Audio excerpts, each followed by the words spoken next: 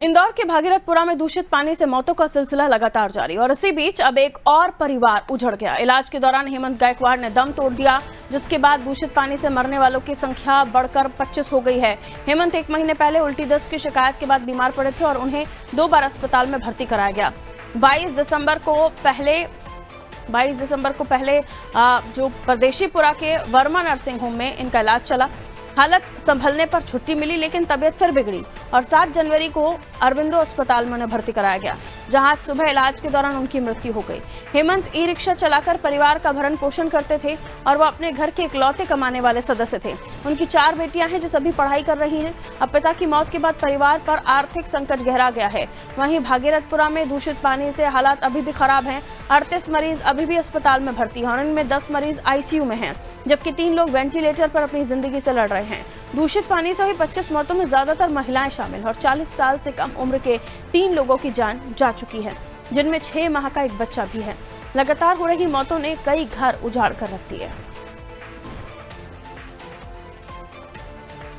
तो दूषित पानी से मरने वालों की संख्या में लगातार हम देख रहे हैं बढ़ोतरी हो रही है और अब ये संख्या 25 हो गई है। इंदौर के भागीरथपुरा में दूषित पानी पीने से लोगों की मौत के मामले जैसे ही सामने आए, मध्य प्रदेश में इस मामले को लेकर भूचाल आ गया और अब हम देख रहे हैं ये मामला थमने का नाम नहीं ले रहा है। अभी भी कई सारे लोग हैं जो वेंटिलेटर पर हैं, कई सारे लोग आईसीयू में एडमिट हैं। ये शख्स जिनकी मौत हुई है, जिनका नाम हेमंत खंडेलवाल बताया गया, इनकी 4 बेटियां हैं, चारों पढ़ाई कर रही हैं और अब आर्थिक संकट इनके ऊपर गहरा गया है, क्योंकि अकेले वही कमाने वाले सदस्य थे घर में, रिक्शा चलाते थे, तब जाकर घर में 2 रोटी खा पाते थे। इंदौर जल त्रासदी ने कई लोगों के घर उजाड़ दिए। 38 लोग अभी भी अस्पताल में हैं और 10 आईसीयू में एडमिट हैं। लगातार मौतों के आंकड़े सामने आ रहे हैं, लोगों गंभीर हैं, कई वेंटिलेटर पर बताए जा रहे हैं। आइए इस वक्त ताजा हालात क्या है वो भी जानेंगे और अब प्रशासन की तरफ से क्या कोई मदद का हवाला दिया गया है। योगेश मेरे सहयोगी हमारे साथ जुड़ रहे हैं, उनकी तरफ हम रुख कर लेते हैं। योगेश, इंदौर का दूषित जल पीने से जो मौतों का आंकड़ा सामने आया है और जो पूरा घटनाक्रम था, उसने पूरे मध्य प्रदेश को नहीं देश को हिलाकर रख दिया था। दुनिया तक में इंदौर की बात हुई थी, क्योंकि स्वच्छता में पहला नंबर लाने वाला इंदौर, वहीं के लोग अगर दूषित पानी पी रहे हैं तो ये मामला अव्वल हो जाता है, बड़ा हो जाता है। वहीं अब हाल ही में जो एक मौत हुई वो 25 संख्या पर मौत का आंकड़ा पहुंच गया और अभी भी ये संख्या बढ़ सकती है, क्योंकि कई लोग अभी भी वेंटिलेटर पर हैं। वेंटिलेटर पर पहुंचने के बाद ये कहा जाता है डॉक्टर्स की तरफ से अमूमन कि बहुत मुश्किल हो जाती है स्थिति, लेकिन हम उम्मीद करेंगे, कामना करेंगे कि जो भी वेंटिलेटर पर हैं, जिनकी भी तबीयत ठीक नहीं है, वो घर वापस आ जाएं, ठीक हो जाएं। लेकिन जिस तरीके के हालात बन रहे हैं, यह भी मामला थमने जैसा तो नहीं दिख रहा है। देखिए पारुल, मावड़ी हादसे के बाद में ये सबसे बड़ा हादसा है इंदौर के लिए, जो दूषित पानी पीने से भागीरथपुरा के रहवासी जो है काल का ग्रास बने हैं। जितने लोग जो ये कैजुअलिटी हुई है, 25 की मौत है, 25 परिवार ने अपने सदस्य को खोया है और ये वाला परिवार ऐसे सदस्य थे जिनके ऊपर पूरा घर की जिम्मेदारी थी, जिनकी 4 बेटियां थी। 2 बेटियां जो शादी लायक है और ये रिक्शा चलाकर अपने घर का गुजारा करते थे, गुजर बसर करते थे और इनके ऊपर बहुत बड़ी जिम्मेदारी थी। और इस परिवार के इस सदस्य के जाने के बाद में, हेमंत गायकवाड़ के जाने के बाद में, आसपास के जो रहवासी उनमें भी बहुत गम है। परिवार पे तो एक बड़ा संकट टूटा ही है।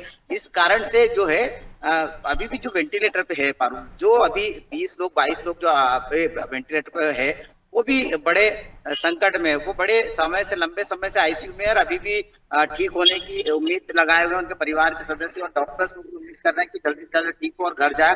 लेकिन जिस तरह से इस पानी ने उनके लंग्स इन्फेक्टेड किए, जो उनके ऑर्गन इन्फेक्टेड किए, इस कारण से ये जो समस्या आ रही है, ऑर्गन फेल होने के कारण से ये जो है परिवार के सदस्य जो है भागीरथपुरा के रहवासी जो है काल का ग्रास बन रहे। 25 मौत होने के बाद में अब प्रशासन को ये जो सोचना होगा कि इस तरह की जो लापरवाही, इस तरह के जो हादसे, इस तरह के जो मामले सामने आते हैं, इसके बाद में कितनी प्रिकॉशंस लेना चाहिए। अभी लगातार पानी को लेकर बहुत सावधानी बरती जा रही है। हाईकोर्ट ने भी कल जो सुनवाई की उसमें लगातार ये चीज कही कि हमारी प्रायोरिटी जो है, पहले सबसे पहले भागीरथपुरा के वासियों को साफ पानी मिले, उनका इलाज ठीक हो, उपचार जो मरीज है वो घर जाए, ये हमारी प्रायोरिटी। इसके बाद में हम डिसाइड करेंगे कि जो अधिकारी इसमें दोषी उन पर क्या कार्रवाई की जाएगी। कल इस पर 1.5 घंटे तक बहस हुई और जो याचिकाकर्ताओं के वकील थे उन्होंने यही कहा कि जो दोषी अधिकारी जिस तरह से उपहार सिनेमा में जिनको सजा मिली है,